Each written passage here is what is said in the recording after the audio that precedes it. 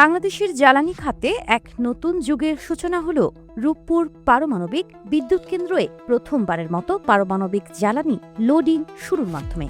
মঙ্গলবার ২৮ এপ্রিল দুপুরে পাবনার ঈশ্বরদীতে কেন্দ্রটির ইউনিট ১ রিঅ্যাক্টরে এই গুরুত্বপূর্ণ কার্যক্রম শুরু হয়, যা দেশের পারমাণবিক বিদ্যুৎ উৎপাদনের পথে বড় অগ্রগতি হিসেবে বিবেচিত।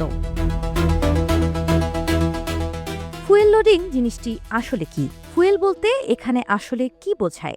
ফুয়েল লোডিং হলো এমন একটি জটিল ও সংবেদনশীল প্রক্রিয়া যেখানে ইউরেনিয়াম জ্বালানিকে রিঅ্যাক্টরের কোরে স্থাপন করা হয়। জীবন অবাক না করলে কে করবে? 28% মিল্ক ফ্যাটের অবাক করার সাথে ফ্রেশ মিল্ক পাউডার। জীবন অবাক করুক প্রতিদিন। এই জ্বালানি ছোট ছোট পেলেট আকারে থাকে, যেগুলো বিশেষ জিরকোনিয়াম অ্যালয় টিউবের ভেতরে সাজিয়ে ফুয়েল অ্যাসেম্বলি তৈরি করা হয়। রূপপুরের ক্ষেত্রে মোট ১৬৩টি ফুয়েল অ্যাসেম্বলি ধাপে ধাপে রিঅ্যাক্টরের নির্ধারিত স্থানে বসানো হবে। প্রক্রিয়াটি সম্পূর্ণ স্বয়ংক্রিয় ও উচ্চ নিরাপত্তা ব্যবস্থার মধ্যে সম্পন্ন হয়। রিঅ্যাক্টর ভেসেল পানিতে পূর্ণ রাখা হয়, যা বিকিরণ প্রতিরোধে সহায়ক। এরপর বিশেষ রিফুয়েলিং মেশিন দিয়ে প্রতিটি অ্যাসেম্বলি অত্যন্ত নিখুঁতভাবে স্থাপন করা হয়। ফুয়েল বসানোর পর কন্ট্রোল রডের কার্যকারিতা পরীক্ষা করা হয়, যা পারমাণবিক বিক্রিয়া নিয়ন্ত্রণ করে। প্রতিটি প্যালেটের ওজন মাত্র ৪ থেকে ৫ গ্রাম।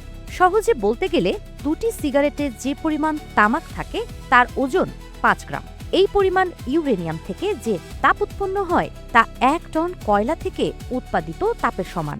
কোনো প্রকার কার্বন নিঃসরণ ছাড়াই মাত্র একটি প্যালেট বাংলাদেশের একটি সাধারণ পরিবারের কয়েক মাসের প্রয়োজনীয় বিদ্যুৎ চাহিদা মেটাতে সক্ষম।